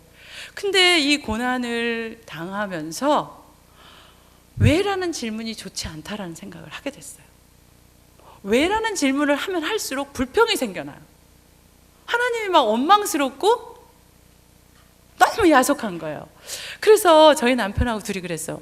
여보, 우리가 이 고난 속에서 하나님 왜 이런 고난을 왜 우리에게 허락하셨습니까? 이 질문이 좋지 않은 것 같다. 질문을 우리가 바꿔보자. 질문을 그래서 왜라는 질문을 스탑하고 how and what을 묻자. 하나님, 어떻게 이 고난을 극복할 수 있을까요? 주님이 주신 거랑 어떻게 잘 극복할 수 있을까요? 또 what, 무엇을 배울까요? 주님 무엇을 가르쳐 주기 원하십니까? 그 가르쳐 주려고 하는 거 우리가 다 배우자. 이렇게 질문을 바꿨어요, 저희가. how에서 how하고 what으로. 그러고 나니까 불평하는 마음이 점점 없어졌어요. 그리고 이 불평을 없애려고 저희가 하나님 앞에 몸부림치면서 찾았던 것이 감사의 조건 찾는 거였어요. 불평하면 너무너무 하루가 미저러블해서 살 수가 없으니까 살으려고 우리는 감사의 제목을 찾기 시작했어요. 그래서 저희 집에 일주일에 한 번씩 이제 예배를, 가정 예배를 드려요. 그러면 저희 남편 침대가 이렇게 있고 우리 아이들 둘하고 저하고 저희 친정 어머니하고 이렇게 의자를 놓고 매주 한 번씩 예배를 드리는데 칠판이 있어요. 저희 남편 보라고 벽에다가 칠판을 써놓고 매주마다 기도 제목, 감사의 제목을 거기다 쓰는 거예요. 근데 매주마다 감사의 제목이 칠판으로 가득해요. 근데 그 감사의 내용이 뭔지 아세요? 하나님, 어쩌녁에는 10번밖에 안 일어나서 감사해요. 그저께 저녁에는 20번 일어났는데 어쩌녁에는 10번밖에 안 일어나서 감사해요. 하나님, 저희 남편 침이 600cc가 나왔는데 오늘 300cc가 나와서 감사해요. 600cc를 이 침 석션을 하려면요, 누군가 한 수백 번을 해야지 그 600cc가 차는 거예요. 그러니까 온통 집 식구들이 왔다 갔다 하면서 그 심심부름을 해야 되는 거예요. 근데 그만큼 우리가 작게 나오면 덜 힘들었다는 거예요. 600cc였는데 500cc 나와서 감사해요. 저희 남편이 하나님, 올해는 병원에를 3번밖에 안 가서 감사해요. 3번밖에 안 가서 감사해요. 저희 남편 창으로 이렇게 유리창이 있어요. 벤틸레이터가 호수가 다 꽂아졌으니까 휠체어를 갖고 밖에를 나갈 수도 없어요. 그 기계를 다 실어야 되니까. 그러니까 저희 남편이 계절에 달리게 계절이 봄이 왔구나 여름이 왔구나를 보는 거는 그 창문을 통해서 봐요. 아, 예쁜 꽃이 피었구나.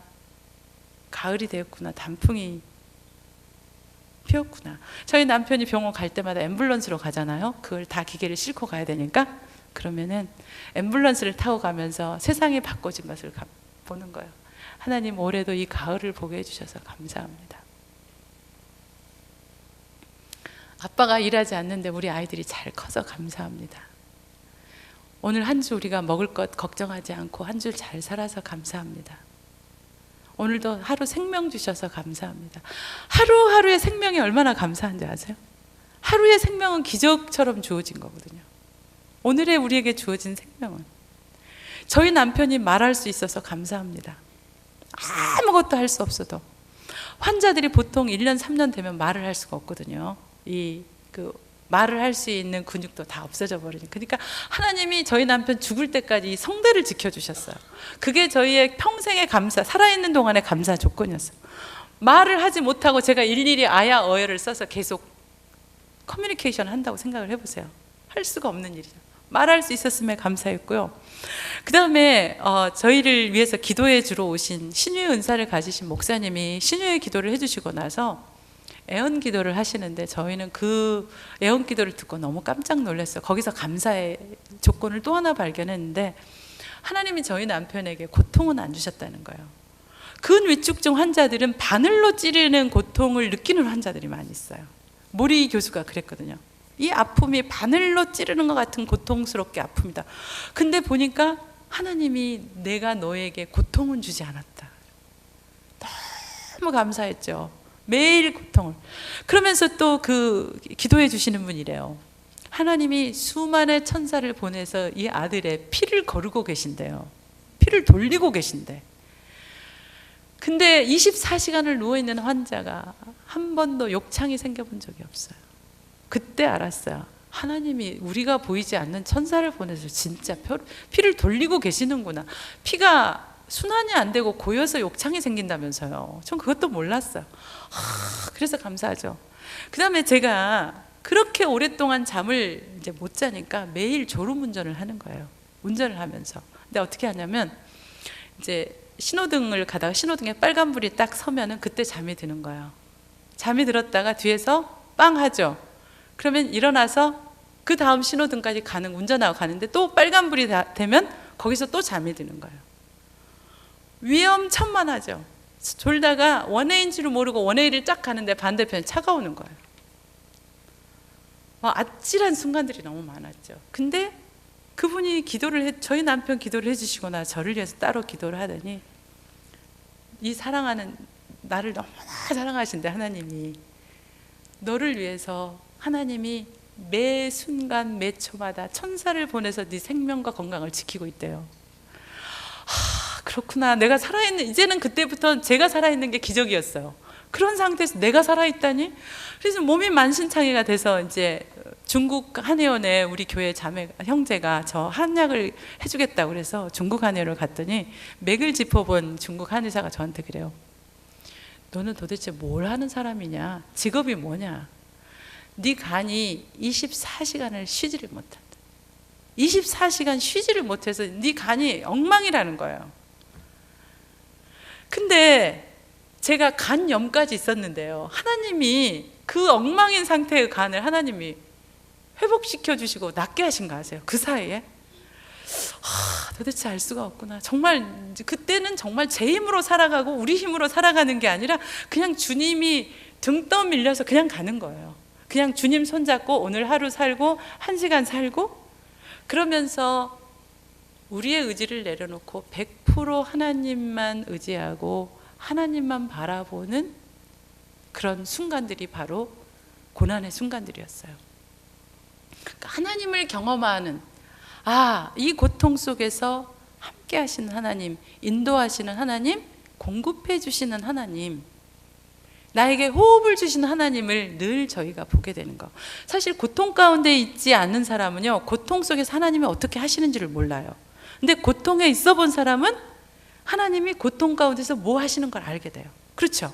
여러분 그렇지 않으셨어? 먹을 게 하나도 없었는데 하나님이 먹을 거 주셨구나. 잡이 없어서 매일 매달리면서 잡을 위해서 기도했는데 하나님이 잡을 주시는 거야. 여러분이 그거 경험하셨죠? 야, 고통 가운데 이 한 사람을 살리시는 그 하나님을 경험하는 거죠. 자, 누구예요? 다니엘의 세 친구가 풀무불 속에 들어가지 않았으면 풀무불 속에서 타지 않고 지키게 하신 하나님을 절대로 경험할 수 없었죠.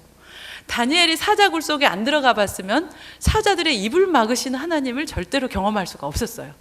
그렇죠? 그 다음에 사도 바울이 배가 파손되는 그 지경에 안 들어갔으면 파손되는 배를 일으키셔서 다시 생명 주시는 그 주님을 결코 경험할 수가 없었어요. 그러니까 고통 가운데서만 경험할 수 있는 그 하나님을 우리가 경험하는 거예요. 그러니 고통스러워도 주님, 힘들고 어려워도 할 수 있어요. 주님이 이렇게 해주시니까.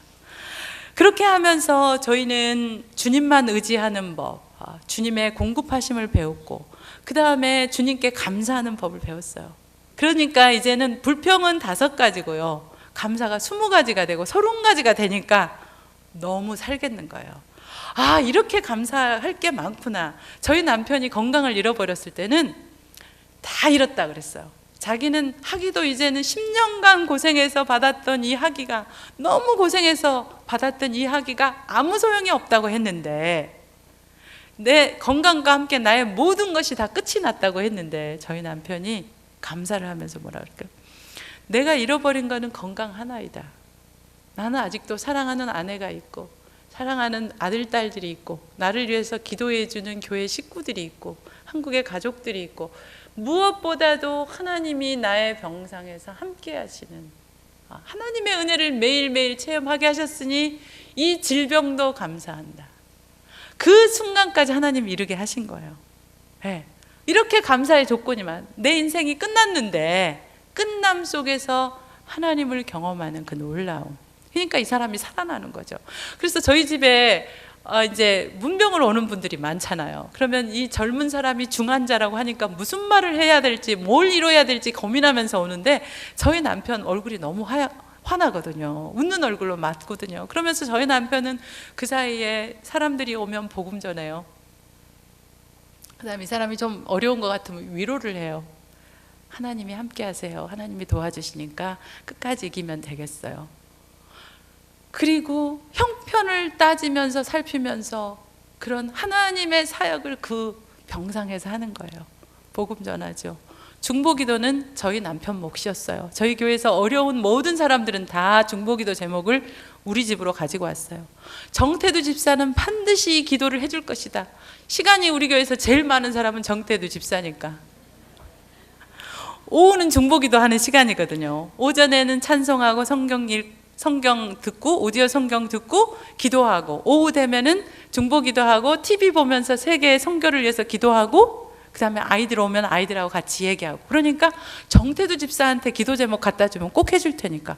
그러니까 저희 남편은 병상에서 사역자로 살았어요. 사역자로 살았어요. 그리고 나서 그렇게 하나님을 경험하면서 5년의 세월이 지났습니다. 그리고 2003년 1월이 됐어요. 7년이 지난 때였어요. 근데도 조금도 더 나아질 기세는 없었어요. 점점 안 좋아지는데 2003년 1월에 제가 하나님께 이런 기도를 들었어요. 하나님, 제가 7년 동안 온 가족들이 이렇게 하나님께 매달리면서 살려달라고, 치료해달라고 기도했는데 하나님이 벙어리이신 것도 아니고, 그죠? 하나님이 귀머거리이셔서 못 들은 것도 아니고, 하나님이 능력이 없어서 못 하시는 것도 아니고, 우리의 기도를 다 충분히 들으셨을 텐데 지금까지 우리가 원하는 대로 되지 않는다면 내 기도를 바꿔봐야 되겠구나, 그런 생각을 했어요. 근데 저는 그 전까지는 이렇게 기도를 했어요. 하나님, 저희 남편 꼭 살려주셔야 돼요. 저희 남편 데려가시면 진짜 안 돼요. 말도 안 돼요. 하나님이 데려가시려고 작정을 하셨더라도 그 작정과 계획을 바꿔서 꼭 살려내셔야 돼요.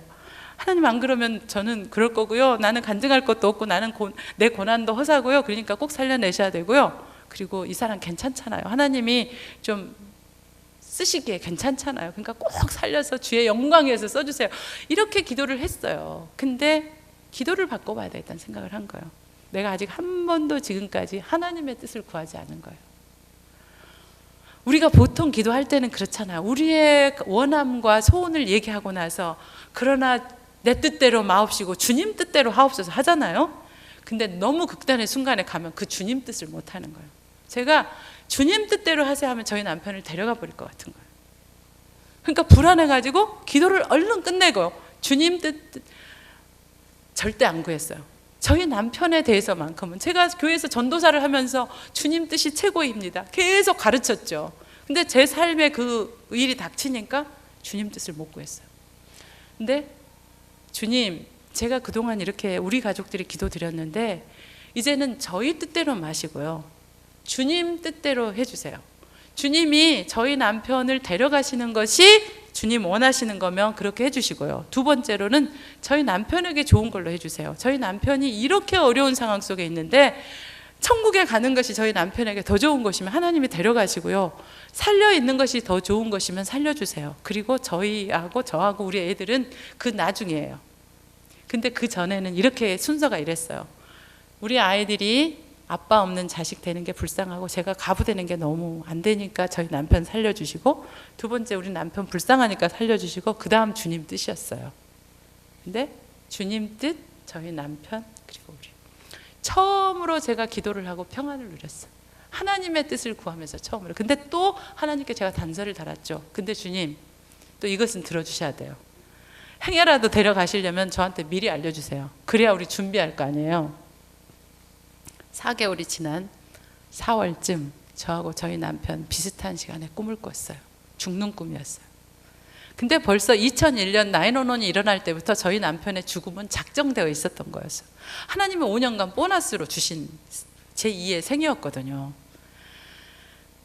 놀랍지 않았어요. 왜냐하면 저희 남편이 4월쯤 돼서 여보, 내 몸의 모든 세포가 다 죽어버린 것 같다. 그러니까 우리가 더 이상 하나님께 살려달라고 하지 말고 죽음을 준비하자. 그때 같이 동시에 비슷하게 죽음 꿈을 꾼 거예요. 저희 남편은 남편대로 꿈을 꾸고 저는 저대로 꿈을 꾸고. 4월 말이었어요.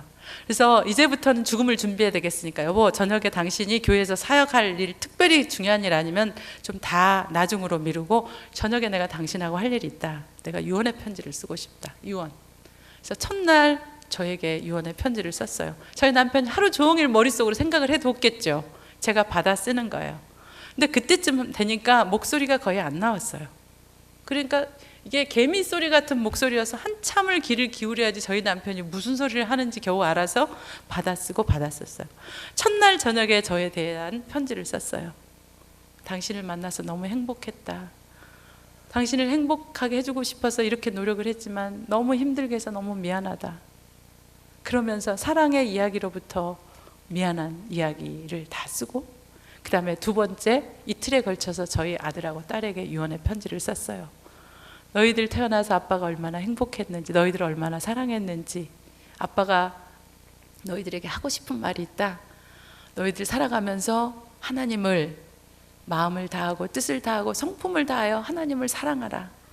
그리고 내 이웃을 내 몸과 같이 사랑하라. 아빠의 유언의 이야기예요. 하나님 사랑하고 이웃 사랑하라.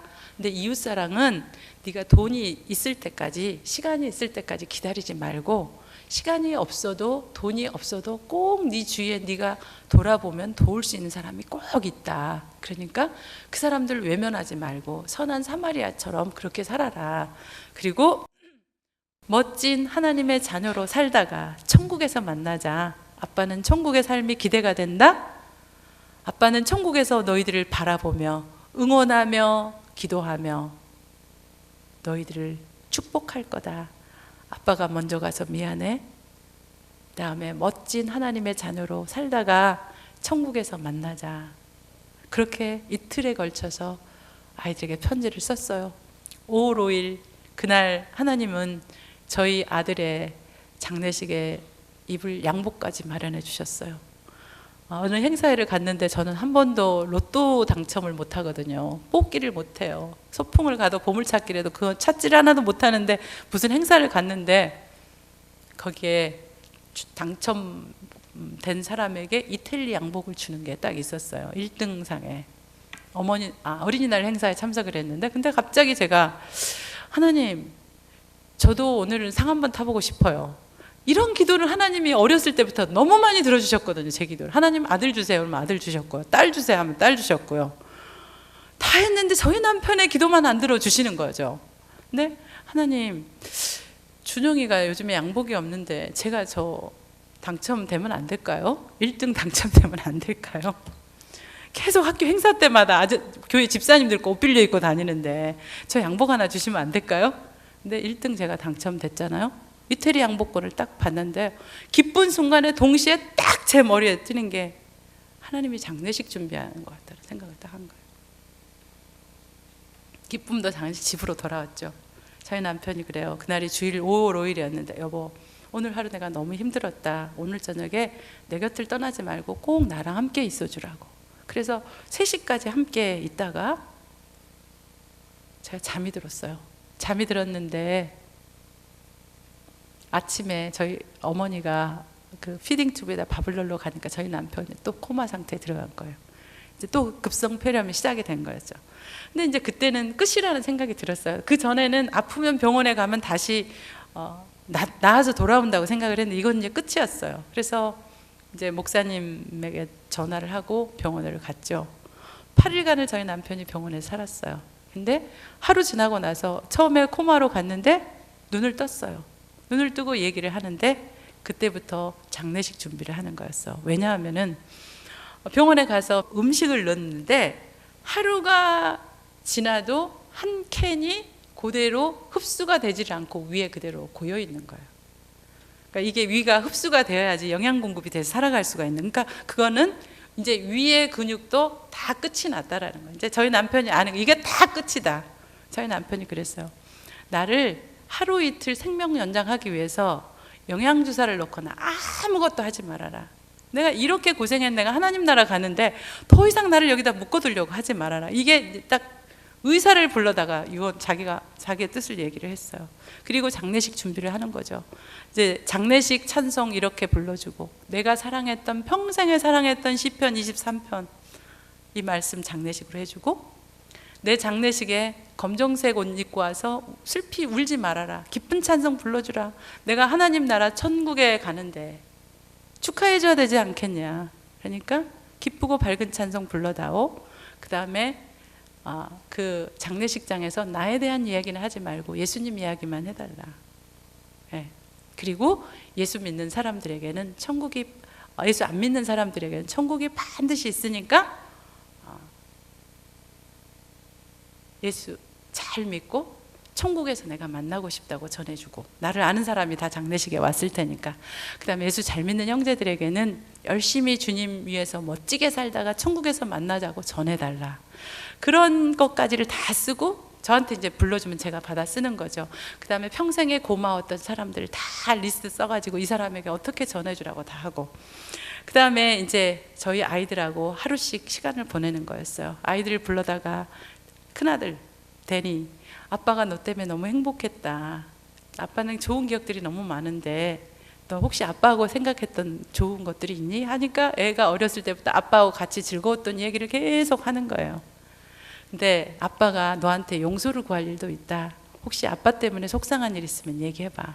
그러니까 그냥 이렇게 잘 대답을 못하고 있어. 그러니까 아빠가 내가 너에게 아빠 노릇 잘 못하고 아빠 때문에 네가 힘들게 살았는데 너무나 미안하다. 아빠가 빨리 안 도와준다고 짜증냈던 것도 미안하다. 아빠 용서해줘. 그랬더니 아들이 막 울면서 아빠 저도 용서해 주세요. 저도 아빠 도와줄 때 기쁜 마음으로 돕지 못하고 짜증 부리면서 아빠 도와줬던 건 너무너무 미안해요 하면서 둘이 서로 울다가 그 다음에 축복 기도를 제가 끌어다가 아무것도 할 수 없으니까 저희 남편 손을 끌어다가 저희 아들 머리에 올리고 아빠가 죽을 힘을 다해서 아무것도 먹지 못한 며칠 동안 창자가 다 비어있어 죽어가는 사람이 죽을 힘을 다해서 아들을 축복하는 거죠.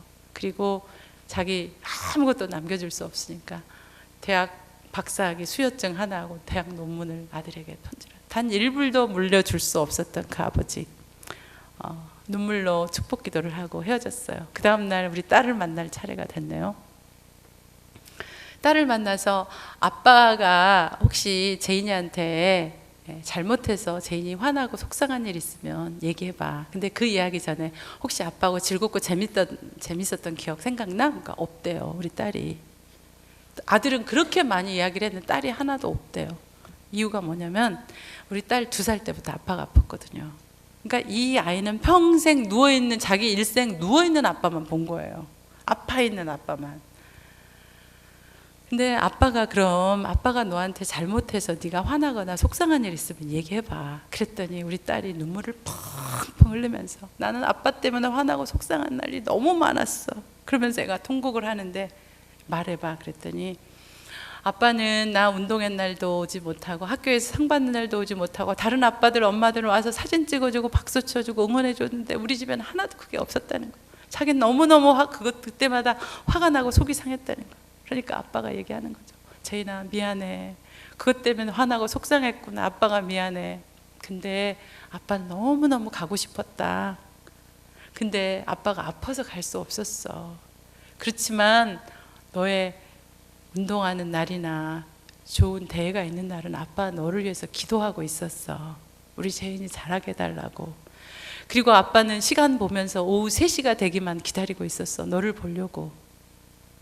그랬는데 네가 아빠 때문에 너무 아팠구나. 미안해. 아빠 용서해줘. 그렇지만 아빠는 너를 너무너무 사랑했단다. 그래서 아빠가 이야기를 마치고 축복 기도를 또 해주죠. 딸에게. 죽을 힘을 다해서 울면서 딸을 축복해주고, 딸에게는 자기가 아끼던 성경, 밑줄 그어가면서 읽던 성경하고 대학 논문집 선물을 주고 아빠 천국에서 만나자 그렇게 하고 헤어졌어요. 그리고 그 다음날 한국에서 형님이 동생 장례식을 치르러 왔어요. 네, 형님하고 또 가족 이야기를 하고 어머니한테 유언을 쓰려고 했는데 그 뒤로 딱 병원에 입원을 하느라고 자기 한국에 계신 어머니에게 유언의 편지를 못 쓰고 온 거예요. 그래서 형님하고 가족들에 대한 이야기를 하고 나더니 저희 남편이 형님한테, 형님 우리 딸 제인이 형님 딸 삼아 주세요. 내가 키우지 못한 이 딸 삼아 주세요. 그러면서 눈물을 흘리더니 형님 부탁이 있어요. 오늘 저녁에 우리 제인이 소프트볼 시합이 있는데 거기에 내 대신 참석해서 박수 쳐주고 응원해주고 사진 한 장 찍어주세요. 딸의 마음에 맺힌 것이 한 번도 아빠가 응원해주지 못하고 사진 안 찍어준 것이 딸의 가슴에 맺혀있는 그 한을 풀어주기 위해서. 그러니까 동생이 죽어가는데 조카 학교에서 하는 그 소프트볼 시험이 그 시합이 뭐가 대단해요? 근데 동생 소원이라고 하니까 이 큰아빠가 카메라를 들고 병원에 누워있는 동생을 뒤로하고 갔어요. 그래서 저희 딸 소프트볼 시합에 큰아빠가 참석을 해서 저희 딸이 하고 있는데 갑작스럽게 딸이 나중에 갑작스럽게 자기가 나가는데 제인 그러면서 박수 소리가 들렸어요. 그리고 그날 제인이는 3점 스코어를 내는 너무나 멋진 소프트볼 경기를 하고 돌아왔어요. 저희 딸은 지금도 아빠의 마지막 순간을, 아빠는 죽어가면서도 나를 위해서 하루 전에도 나를 위해서 큰아빠를 소프트볼 경기에 보내준, 사랑을 실천하던 사람, 자기를 생각하지 않고 다른 사람을 먼저, 나를 먼저 생각하던 사람. 그래서 last act of love, 아빠에 대한 기억은 마지막까지 사랑한 사람이었다라는 것이 우리 딸의 기억 속에 박혀 있어요. 그렇게 하고 이제 딸과 작별 인사를 또 다 하고 마쳤죠. 그리고 마지막 전날 이제 저희 남편이 8일간 있었는데 계속 자기의 시간을 쪼개서 쓰는 거예요. 내가 이 세상에서 해야 될 가장 중요한 일이 무엇인지를 순서적으로 하고 있는 거예요. 이제 가족들에서 다 했으니까 저희 남편이 오늘은 내가 간호사한테 복음을 전하고 싶다. 그러니까 내일 내가 간호사한테 복음을 전하고 싶으니까 간호사가 내일 병원에 오면은 나 만나자고 어포인먼트 좀 해주라. 그 사람이 3시에 퇴근을 한다니까. 근데 그때쯤에서 저희 남편 목소리가 거의 나오고 있지 않아. 저도 이제 못 알아들을 그런 상황이 됐어요. 한참 입모양을 보고 알아야 돼요. 그러니까 저한테 혹시라도 내가 간호사가 오면 말을 못할지 모르니까 내가 이런 말 하고 싶다. 그러니까 내가 혹시 말이 안 나오면 이렇게 전해주라고 하는데, 간호사가 아침에 왔고 우리 남편이 이제 보고 싶다 그래서 간호사가 저희 방에 왔어요. 지난 5년 저희 남편이 말을 시작을 하는 거예요. 지난 5년간 내가 병원에 입원할 때마다 나에게 이렇게 친절하고 사랑과 관심으로 나를 잘 케어해주고 도와줘서 너무나 고맙다. In a few days later, 나는 얼마 안 있으면 이제 천국에 간다. 아버지 집에 갈 것이다. 근데 나는 그 아버지 집에서 너를 만나고 싶다. 근데 네가 나를 만나려면 네가 예수 믿어야 돼. 예수 믿어야 나를 만날 수가 있어. 근데 너 예수 믿고 나 만나지 않을래? 그런 거예요. 근데 그 전까지 소리가 나오지 않았는데 그 이야기를 하는 순간 또록또록 말이 다 나오는 거예요. 저하고 말했을 때보다 더 말이 잘 나오는 거.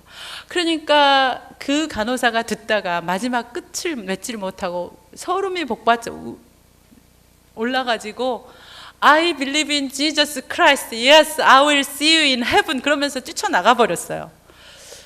그러면서 저희 남편이 웃는 거예요. 여보, 간호사가 예수 믿는다 그랬지? 간호사가 천국에서 만나자 그랬지? 그러니까 한 2시간이 지났어요. 마지막 한 사람 보고 싶은 사람이 있대요. 저희 남편 선배였어요. 그 선배가 예수 믿지 않은 선배였어요. 네, 그 선배를 불러달라는 거예요. 다른 사람 다 방문사절을 했는데, 근데 저희 남편의 마음속에는 또 목적이 있는 거예요. 마지막 복음 전해야 되겠다는 생각. 그래서 그 천주교 다니는 선배 하나하고 예수 안 믿는 선배 부부가 3사람이 병원에 왔어요. 그런데 이제 또 소리가 하나도 안 나오니까 뭐가 어떻게 될지를 모르고 하나님께 기도만 하고 있는 거예요. 근데 저희 남편 딱 이제 그 3사람이 들어오는데, 그 아주 짓궂은 선배 그분이 이렇게 얘기를 하는 거예요. 야, 태두야, 너 지금 곧 죽어간다 그래서 우리가 왔는데 네 얼굴 보니까 너 죽을 놈이 아니다. 네 얼굴이 해처럼 빛난다. 그런 거예요. 너 참 행복한 놈이다. 네가 이렇게 누워 있어도 니네 아이들 이렇게 잘 크고 있고, 니네 마누라 천사 같은 네 마누라 있고, 저의 그 안 좋은 점을 모르니까 그분들은 천사 같은 네 마누라가 있고, 이렇게 죽을 만큼 간호해 주는 네 장모님 계시고, 넌 정말 행복한 놈이다. 그러는 거예요. 그러니까 그 말이 끝나기가 전에 저희 남편이 그런 거예요. 여보, 맞아요, 형님. 전 참 행복한 놈이에요. 근데 그 행복의 비밀이 있어요. 그 비밀이 예수 그리스도예요. 예수님 때문에 저는 행복해요. 형님, 내가 형님 위해서 그동안 오랫동안 기도해 왔어요. 근데 나는 천국 갈 텐데, 나는 천국에서 형님을 꼭 만나고 싶어요. 형님, 예수 믿고 천국에서 만납시다. 그런 거예요. 그러니까 그 선배가, 내가 아직은 예수를 안 믿지만 내가 꼭 믿고 내가 너를 거기서 만날 테니까 내 걱정은 하지 말고 태두야, 너 편한 마음으로 가라. 이렇게 하고 헤어졌어요. 헤어졌는데 저희 남편이 또 웃음이 번져요. 자기 할 일을 다 했다는 사람처럼 그런 표정을 지으면서 그 다음부터 목소리가 또 나오지 않는 거예요. 저는 그때 알았어요. 우리 찬송가 이런 게 있잖아요. 만입이 내게 있으면 그 입 다 가지고 주 예수 주시는 정을 늘 찬양하리라. 만입이 내게 있으면 그 입 다 가지고. 근데요, 한 입이 있어도, 한 입만 있어도 주님 찬양하겠다고 하면, 주님께 복음 전하겠다고 하면 말하지 못하는 사람의 말을 입을 트여서 말하게 하시는 주님을 저는 봤어요. 하나님이 일하신 그 사람의 힘이 아니었어요. 나오지 않던 말이 어디서 나오는지, 복음 전하겠다는 그 아들의 그 소원을 들으신 주님. 그리고 그 다음 날 이제 이 세상의 모든 일을 다 끝낸 그 사람은 하나님만 바라보고 모든 시름을 다 잊고 주님께 집중하면서 주님 품에 안겼어요. 자기의 장례식을 위해서 기도했던 사람, 장례식을 통해서 하나님, 예수 믿지 않는 사람이 예수 믿게 해달라고 기도했던 그 사람의 기도를 하나님은 들으시고 장례식에서 그런 역사를 하나님 일으키셨어요. 장례식에 참석했던 분들이 부흥회에 참석한 것 같다 그랬어요. 죽음이 두렵고 천국의 실체가 분명하지 않았는데 이 장례식에 가서 천국이 이렇게 또렷한 것을 처음으로 알게 되었다고 하시는 분들이 너무 많았어요. 그렇게 저희 남편은 세상을 떠났고요. 그리고 그제 5월 13일이 저희 남편 10주기가 됐어요. 네, 그 10주기가 되고 나서 6개월 전에 제가 이 아빠의 선물을 책을 쓰게 됐어요. 저희 남편이 죽고 나면 저는 아무 간증도 할 수 없다고 생각을 했는데, 저희 남편이 고통을 겪어가면서 죽음을 맞이하면서의 그 죽음의 순간들이 너무너무 아름다워서 제가 그냥 덮어버릴 수가 없었어요. 죽고 나니까 이 고난과 죽음에 대해서 간증하고 싶은 마음이 제 마음속에 막 뜨겁게 차올랐어요. 그래서 가는 곳마다 저한테 집회를 허락하시는 곳마다 저희 남편의 이 간증을 나누면서 하나님은 너무 많은 사람들을 일으키시고 절망에 빠진 사람들을 소망으로 옮겨주시고 힘을 잃어버린 사람들에게 힘을 주시는 것을 오늘까지 경험하면서 작년에 이 책이 나왔는데, 이 책도 제가 모든 동네를 다 다니면서 간증할 수가 없잖아요. 근데 책을 쓰면은 어디든지 책이 갈 수 있겠다라는 그런 생각이 들어서 책을 썼는데, 이 아빠의 선물이라는 제목은 사실 이런 거예요. 저희 딸이 2년 전에 하버드 대학에 입학을 했어요. 합격을 했는데 그때 아이들이, 친구들이 하버드 합격했다고 축하한다고 그러니까 우리 딸 하는 얘기가 이건 우리 아빠의 선물이야 그랬다는 거야. 하버드 합격은 아빠의 선물이야. 그러니까 우리 아이들의 마음속에는 늘 자기 삶에 좋은 일이 일어나면 아빠의 축복 기도가 생각이 나고 아빠가 지금도 천국에서 기도하고 있다는 생각이 너무나 머리에 박혀 있는 거야. 좋은 일은 다 아빠의 선물이에요. 물론 하나님 아버지께 자기가 키울 수 없어서 하나님 이 자식들 내 대신 키워주세요라고 얼마나 병상에서 기도했겠어요. 이 아빠가 아무것도 일불도 남겨줄 수 없이 수만 불을 우리에게 병원비에 부채를 남겨놓고 갔던 그 사람이 뭘 줄 수 있겠어요. 매일매일 자식들을 위해서 기도했던 그 아빠의 기도를 저는 평생 우리 아이들이 따먹으면서 살아갈 거라고 저는 믿어요. 네, 아무것도 줄 수 없었지만 여러분 자녀를 위해서 기도하시나요? 축복하시나요? 축복한 만큼의 선물이 자녀들에게 갈 거예요. 그래서 이제 저희 책 제목을 아빠의 선물이라고 하고, 하늘 아버지가, 그 아빠의 기도를 들어주신 하늘 아버지가 우리 가정에 주신 선물이 우리 딸의 하버드 합격이었다. 그래서 전액 장학금을 받고 우리 딸이 잘 이제 학교 2년을 마쳤는데, 그 에세이를 쓰면서 아빠 이야기를 했죠. 우리 아빠는 죽으면서, 죽기 전에도 다른 사람을 사랑했던 사람이다. 나도 우리 아빠처럼 그런 삶을 살고 싶다. 내가 하버드에 가고 싶은 이유가 그런 거다라고 이제 썼는데, 그 입학 사정관의 그 개인적인 편지가 우리를 더 감동시켰어요. 친필로 그 합격 통지서와 함께 입학 사정관에 친필이 있었는데, 제인아, 너를 알게 되어서 너무나 나에겐 큰 축복이다. 너는 어떻게 이렇게 어려운 삶 속에서 이렇게 많은 성취를 할 수 있었니? 네가 참 부럽다. 우리 대학은 너 같은 사람을 필요로 하고 있다. 네가 꼭 하버드에 합격해서 네가 하고 싶은 일을 마음껏 할 수 있도록 하버드가 도와줄 수 있을 거라고 생각한다. 꼭 하버드에 오길 바란다라는 그런 입학 사정관의 편지를 저희가 받게 되었습니다. 그리고 어제 그제 저희가 10주년 추모 예배를 드렸는데, 수많은 강당에서 이 아빠의 선물이 외쳐지고 있고, 이 책을 읽은 분들이 아까 말씀드린 것처럼 why라는, 왜라는 불평을 그치고 why not, 하나님이 주신 고통이라면 너끈히 감당하겠습니다 라는 그런 마음으로 일어서는 일들을 하나님이 하셨습니다. 여의도 순복음교회 목사님이 이 책을 들어서 간증하시는 것을 저희가 영상 메시지를 보면서 추모 예배를 드렸는데, 여러분이 어떤 삶의 순간에 계시든지 간에 하나님이 함께 하시는 고난이라면 잘 견뎌 나가실 때 하나님이 하루 살 힘 주신다는 사실 잊지 마시고, 그분이 우리를 사랑하시는 분이잖아요. 우리를 처음부터 끝까지 인도하실 분이시잖아요. 아버지시잖아요. 아버지가 나쁜 거 주시겠어요?